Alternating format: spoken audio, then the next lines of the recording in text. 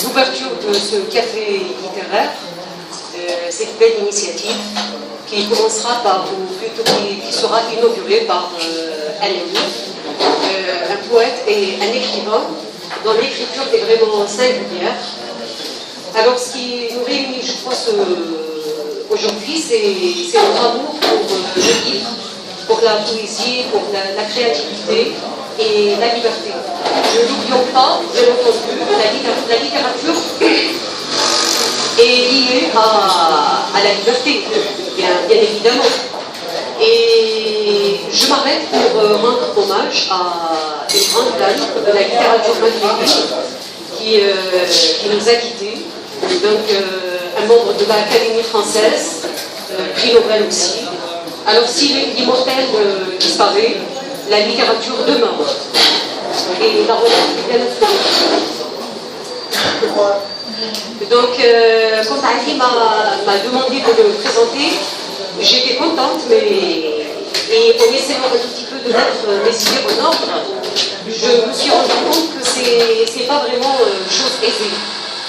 Parce qu'il fallait présenter et parler de toutes les facettes de Ali, et ce n'est pas facile.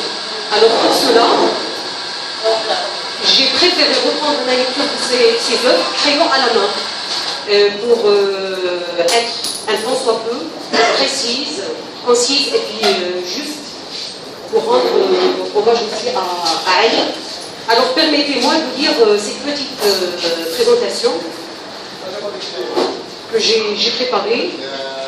Alors dans un monde chaotique où la peur et l'insécurité ambiantes nous tenaillent les entrailles pour nous plonger dans une amertume sans égale, dans un monde labyrinthique monstrueux, en furie, ponctué par la violence, voire la barbarie, notre désir est plus notre besoin de nous réconcilier avec la vie, avec nous-mêmes et avec l'autre, devient vital. Et seule la poésie, l'amour et la tolérance nous sauvent. C'est pourquoi, et au nom de cette assistance honorable, je remercie toutes les personnes qui ont organisé cette rencontre littéraire autour de notre grand ami Ali Helchi, que j'aime désigner en fait par le poète de la femme, lui qui fait d'elle sublimation et exaltation. À travers sa poésie, la vie prend une autre dimension. Elle devient symbole, jaillissement d'images et métaphores. Écrit de mots et gouverné par un univers de rêveries inspirées, elle épanche son moi, ses sentiments, ses émotions, ses espoirs et ses regrets. Et chante l'amour, la nostalgie, le temps qui fuit, l'inspiration à l'idéal. Son cœur s'envole, loin de l'immonde monde et transcrit sa vie. Son état d'esprit et des sentiments donne à son œuvre poétique l'allure d'un monde imaginé, senti et exprimé avec une tonalité lyrique. Il nous enchante et nous charge par la puissance de son langage poétique. Il réinvente l'amour et les mots. Ses poèmes sont d'une grande élégance. Et tel Apollon, on se laisse escorter agréablement par sa muse, venue des autres mondes. Cette femme qui sublime et dont il parle en laissant planer le mystère sur elle. Elle a quelque chose de divin. Elle lui inspire des moments qui valent toute une vie. À travers ses vers, on se représente cette fille de Zeus qui chatouille son cœur, parle à son âme et conduit ses pas. Ses poèmes portent le parfum de l'âme de sa destinée et sa fidèle inspiratrice qui est vie et poésie. C'est un sculpteur de mots et un faiseur de rêves qui transperce nos âmes et traverse nos armures. Il sait toucher nos cœurs au plus profond pour nous faire vibrer sous une tournade d'émotions. Ces poèmes, en forme de confidence, sont tout simplement envoûtants. Et je passe à Ali l'écrivain. Sa prose, quant à elle, est un bêtillement d'allégorie qui dépeigne la mémoire des mots tatoués au fer rouge, des mots chargés de sens au point de nous secouer et nous donner à réfléchir. Son livre, il a intitulé Arab, la fuite du destin, est un écrit de contestation et de dénonciation qui évoque avec gravité des réalités lancinantes et tourmentées qui rongent la société, et décrit haut et fort l'une des plus grandes failles d'un Maroc en mouvement. Écrit dans un style fluide, ce roman, simple à lire, mais d'une densité incroyable. Arab, puis en descend. Le titre nous interpelle et nous secoue jusqu'à nos profondeurs abyssales. Peu commun et intrigant, il nous introduit dans un récit qui réunit tous les ingrédients d'un scénario de mélodrame.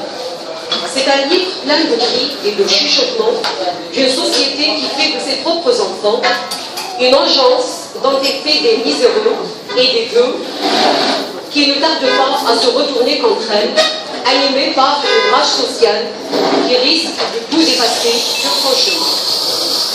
Brahim, le personnage principal, central, est avant tout une victime incapable d'échapper à son sort.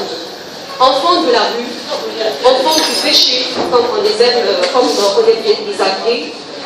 enfant de nulle part, il est soumis à une fatalité qui le précipite dans une fuite continuelle et une quête de soi, un personnage qui se débat en bas. Les événements sont communs dans la mesure où nous rencontrons tous les jours ces personnages et les côtoyons toutes et tous.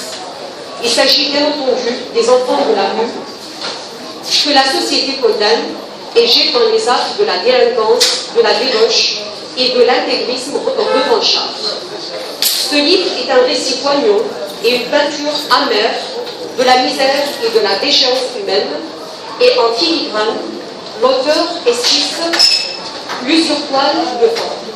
C'est la vie écorchée dans les dédales de ruelles qui deviennent l'éternel demeure, ces lettres qui veut paraître de ces soi-disant croyants qui, et prenant son relâche de chapelet avec ostentation et brandissant en étendard quelques versets coraniques, se permettent toutes les dérives et se croient des filles exempts de toute punition suprême.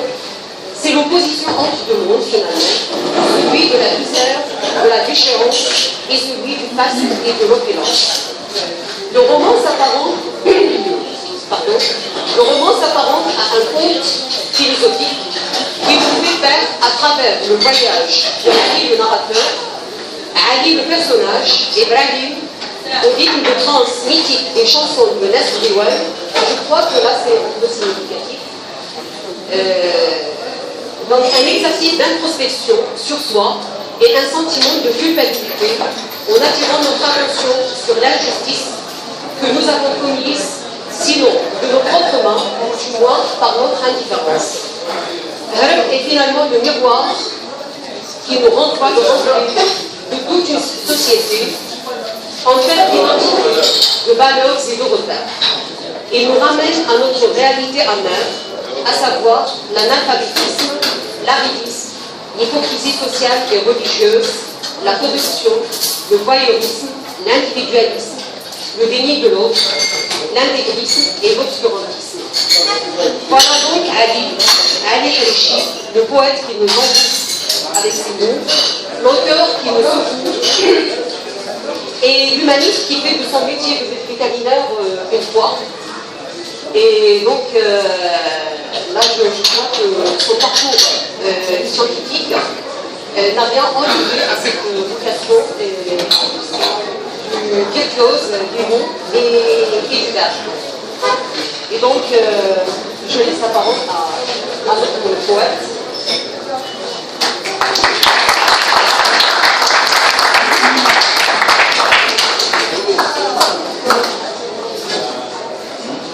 Perds les mots, ne vous inquiétez pas, ils sont déjà.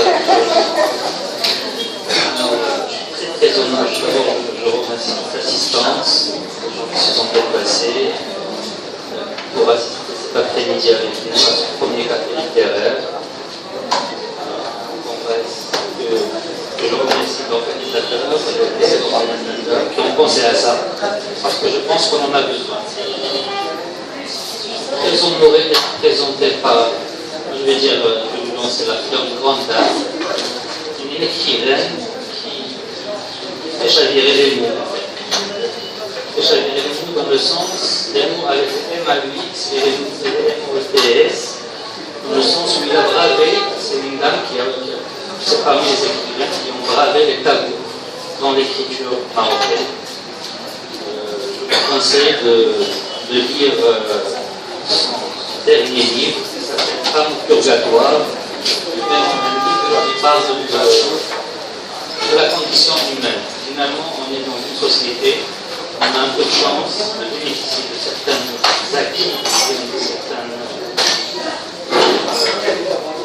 chances. On sait qu'il y a les autres aussi. Cela a parlé de mon arbre, je parle de mon mandarin. C'est des enfants qu'on ne voit pas souvent en enfant. Souvent on les voit dans une voiture climatisée, ils sont dans une soit en train de faire des balles, soit en train de faire autre chose. Cela parle dans son roman aussi d'un phénomène de la société, celui de la prostitution. Il parle d'une manière, on va dire pas crue, mais d'une manière c'est-à-dire une certaine vision par rapport à ce qu'on ne veut pas voir, à ce qu'on voit que ça ne peut arriver que finalement, on n'est jamais protégé de quoi que ce soit. Il faut voir, il ne faut pas laisser dans cette société qui est beaucoup malade. Le Maroc avance, certes, à des pas de géant, mais il y a beaucoup à faire. C'est à nous, la société civile, de le faire. Donc, très honoré d'être présenté encore une fois par cela. Très honoré de votre présence. Et je vous remercie de nous avoir débarqué. Donc, tous mes amis. Je remercie aussi un gros monsieur, finalement, celui qui a créé Facebook, qui a permis à des personnes comme vous qui ne peuvent pas se connaître de se voir et de se rencontrer sur des thèmes comme ça, dont ce soir on va partager. Je vais essayer de vous faire avec un musicien de talent que je viens de rencontrer il y a quelques jours. On a essayé de faire quelques improvisations, de la lecture de quelques poèmes de mes deux recueils qui sont déjà sortis à éditer en France, Terre d'Erotica et Cavalcade des mots. Je vais aussi faire la lecture d'autres poèmes, d'autres recueils qui ne sont pas encore édités. Donc ça va être autour de 5-6 poèmes, dont un en arabe. Voilà. Et je vais peut-être vous faire aussi, si vous voulez, une lecture d'une partie du roman La fuite du destin arabe, si vous êtes intéressé de savoir. C'est un peu de douleur. C'est écrit dans la